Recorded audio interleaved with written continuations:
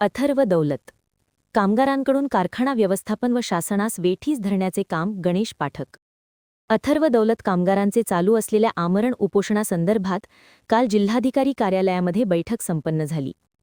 जिल्हाधिकारी कार्यालयामध्ये संप मिटले असता उपस्थित उपोषणस्थळी आल्यानंतर कामगार नेत्यांनी त्यांना समजावून सांगितल्यानंतर त्यांनी पुन्हा बैठकीत काढलेला तोडगा मान्य नाही, आम्ही पुन्हा उपोषण करणार असं आग्रही राहिल्यामुळे उद्या आंदोलनकर्त्याकडून रास्ता रोकोचा इशारा देण्यात आलेला आहे. यावर दौलत प्रशासक गणेश पाठक काय म्हणतात ते पहा. महान कार्य न्यूजसाठी प्रकाश ऐनापुरे, चंदगड. नमस्कार, मी गणेश पाठक, अथर्व दौलतचा एक प्रशासकीय अधिकारी म्हणून आज तुमच्या समोर बोलतोय. तुम्हाला सर्वांना माहिती आहे की दौलत अथर्व कामगारांचा बेमुदत आंदोलन सुरू आहे आणि ह्या आंदोलनाच्या संपावरती तोडगा काढण्यासाठी काल माननीय निवासी जिल्हाधिकारी साहेब गजानन गुरव साहेब यांच्या अध्यक्षतेखाली बैठक झाली. त्या बैठकीला कामगारांचे प्रतिनिधी आणि आमच्या व्यवस्थापनाकडून माननीय चेअरमन मानसिंगराव खोराटे साहेब उपस्थित होते.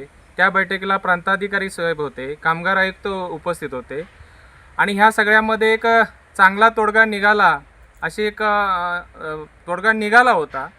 आणि त्यामध्ये असं ठरलं की दोन्ही उभयतांचे त्यांनी प्रश्न ऐकून घेतले की त्यांनी आपले पगार असेल, थकीत काय असेल त्या मागण्या केल्या. त्याच्यानंतर आमच्या व्यवस्थापनाने पण मागणी आपली ठेवली की ह्या सगळ्या आंदोलनामुळे बँकांनी कर्ज पुरवठा थांबवलेला आहे, त्यामुळे पुढील पगार देता येत नाहीत. मग ह्या गोष्टीवर चर्चा झाली आणि चर्चेअंती कामगार आयुक्तांनी एक प्रोसिडिंग तयार केलं माननीय जिल्हाधिकारी साहेब यांच्यासमोर की हा संप मिटला असा अहवाल ह्या सभेचं प्रोसिडिंग करून तो अहवाल बँकाकडे पाठवायचा आणि माननीय चेअरमन साहेब त्यांना बँकांना विनंती करतील की बाबा हे आमचं सगळं संपलेलं आहे, संप मिटलेलं आहे आणि हे थांबलेलं आहे, तेव्हा तुम्ही सुरळीत कर्ज पुरवठा करावा, कारण त्याच्यानंतरच ह्या सगळ्या पगार देणे बिणे ह्या ज्या गोष्टी आहेत त्या होणार होत्या. मात्र त्यावेळेला तिथं जे कामगार नेते होते त्यांनीही मान्य केलं. त्यांनी काय म्हटलं की आम्हाला इतर गोष्टीचं आता काही महत्त्व नाही, पहिला आम्हाला हा थकलेला पगार, जो कामगारांचा थकलेला पगार आहे तो पहिला अदा करावा, बाकी गोष्टी आहेत ते पुन्हा बघू. आणि हे सगळं मान्य दोन्हीकडून मान्य झाल्यानंतर माननीय जिल्हाधिकारी साहेबांनी हा प्रोसिडिंग तयार करून बँकेकडे हा ठराव पाठवायचा ठरवला होता आणि नेत्यांनी शब्द दिला की आम्ही उपोषणस्थळी जातो आणि ह्या कामगारांना विनंती करतो की बाबा हे आंदोलन कुठेतरी आता थांबवला पाहिजे आणि त्या लोकांच्या प्रकृतीची काळजी आपण घेतली पाहिजे आणि काही असेल ते आपल्या पुन्हा मागण्या येतील किंवा हे कायमचं थांबावं आणि तिथं जाऊन आम्ही हे थांबवून कायदा सुव्यवस्था असं राखतो असं त्यांनी शब्द दिला.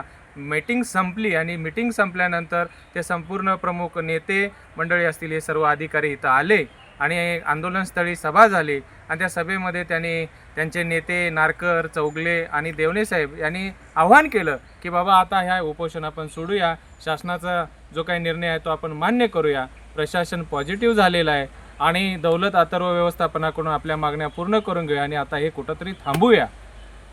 ह्या गोष्टीला त्यांनी जे काही ठराविक पदाधिकारी आहेत त्यांनी नाचापाडा वाचला आणि हे आंदोलन भरकवण्याचा प्रयत्न केला, कारण हे कायमचंच त्यांचं असतं की कुठल्याही गोष्टीचं एखाद्या गोष्टीला त्यांचा संपवायचा हा विषय नसतो.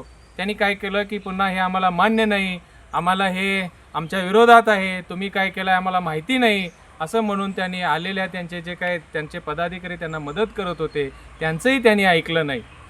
ह्या गोष्टी सगळ्या घडल्यानंतर त्यांनी पुन्हा आंदोलन सुरू ठेवण्याचा निर्णय घेऊन आंदोलन अतितीव्र करायचा त्यांनी इशारा काल दिलेला आहे. आम्ही आंदोलनस्थळी विचारले असता आंदोलनकर्ते म्हणाले की मी उद्या सकाळी आम्ही रास्ता रोको करणार, आमच्या मागण्या मान्य न झाल्यामुळे आम्ही रास्ता रोको करणार असे म्हणतात. यावर तुम्ही काय म्हणाल? हे कायमचंच आहे साहेब, त्यांना कुठला विषय संपवायचा नाही, आंदोलन भरकटत न्यायचं आणि कारखान्याला बदनाम करायचं. हे कारखाना बंद पाडण्याचं षडयंत्र ते स्वार्थासाठी करतायत आणि त्यामुळे हे आंदोलन भरकटतायत. आमचे चेअरमन मानसिंग खोराटे साहेब यांनी काल पॉझिटिव्हता दाखवून हा विषय कुठेतरी संपवण्याचा त्यांनी प्रयत्न केला, जनभावनेचा आदर राखायचा प्रयत्न केला, शासनाचाही निर्देश पाळण्याचा प्रयत्न केला. मात्र ते ह्यात कमी पडले, यांच्या ह्या कुटील नीतीला ते बळी पडले असं मला वाटतं.